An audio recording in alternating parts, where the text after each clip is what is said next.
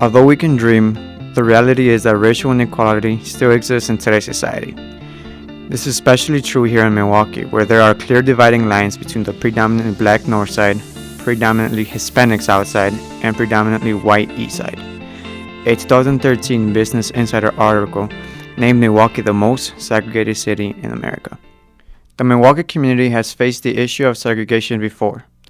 Most notably were the open housing marches in 1967 and 1968, led by Father James Grappi. But still, decades later, many of the same problems remain. Milwaukee and Wisconsin rank among the worst in the nation in categories such as black poverty, incarceration rates, and white versus black unemployment gap. But the issue is not being ignored. The Greater Together Coalition is a growing network of local organizations all working together to address segregation and racial inequality. The group is headed by Ken Hansen, CEO of Hansen Dodge Creative. So I was, 8th grade, something like that. And there was a guy in town here called Father Grappi. To a kid in grade school, he was like speaking truth to power, right? And so here I am, 50 years later, and you kind of think that he got it rolling, but then here I am 50 years later, and I'm a grown-up, and it didn't get taken care of. James Hall, president of the Milwaukee chapter of the NAACP, says that although the data is apparent, not enough people are talking about the issues.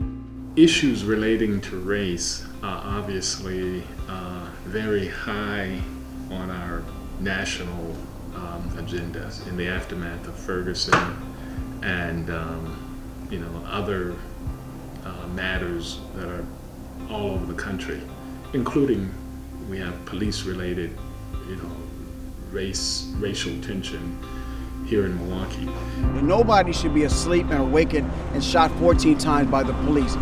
People want to know, we don't want the police abusing their authority. This man was asleep, laying there homeless.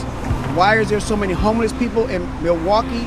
And how to address those issues and the mental health issues. One of the problems is, particularly in a community like Milwaukee, where there's such high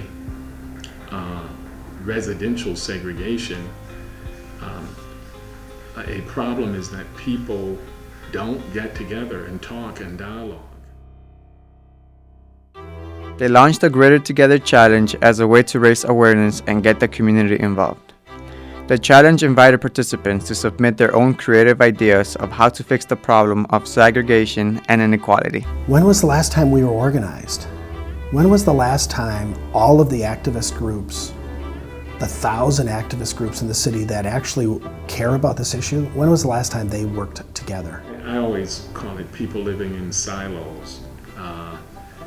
A silo over here, a silo over there. And we won't resolve these matters unless we come out of our silos and interact and propose common solutions. You got to find a way to actually get people like you interested, And so the Greater Together Challenge helped to do that because it was something to announce. You're getting the community involved. The coalition received over 130 submissions. 15 finalists were selected to present their ideas in front of an audience who would then decide the winner. On October 13th, people packed Turner Hall to come together and hear these ideas for change.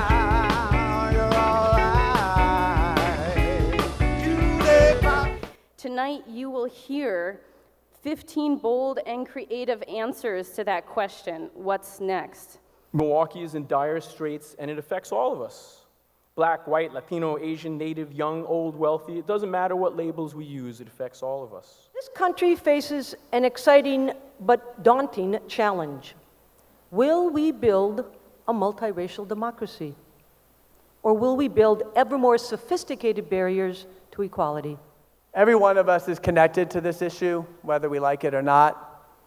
This is a friend of mine, Claude Motley. He left with his family from Milwaukee to Charlotte, North Carolina, looking for greater opportunities for his family. He came back for a high school reunion and became the victim of a carjacking and was shot in the face.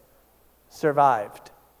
And wanted to know what he could do to make things better. So, what happens in the 53206 really does affect what happens in the 53217. Our whole city is interconnected. So I love nights like tonight when we're all inhabiting the same space. So thank you all again for coming out. Thank you to Greater Together for organizing and inspiring all of us. The winning project represented by Nicole Young Todd, representing the Center for Driver's License Recovery and Employability. White suburban male teens hold their licenses at a rate of almost 50% greater than that of African American male teens from Milwaukee. Restoring universal driver's education in Milwaukee will restore freedom and opportunity for our teens at such a critical time in their lives. As the winner, her project will be funded through Greater Together. It's incredible. I mean, what it shows me is that this isn't just our idea, it's everyone's idea. Everyone knows that this needs to be fixed. Didn't you love the things they stood for? I see it as kind of like kindling, striking a match, and hopefully that match and that flame will get bigger and bigger with more events like this. It's such a big problem that whether it's a small project, a big project, all the different ways people are approaching it, it's something we got to talk about and something we got to do. I think that when we all come together in a room like this and share ideas, collectively we have the power to do something that individually just seems too frightening. Change doesn't come overnight, but the Greater Together Challenge shows that change is possible if we work together and imagine a better future for our city.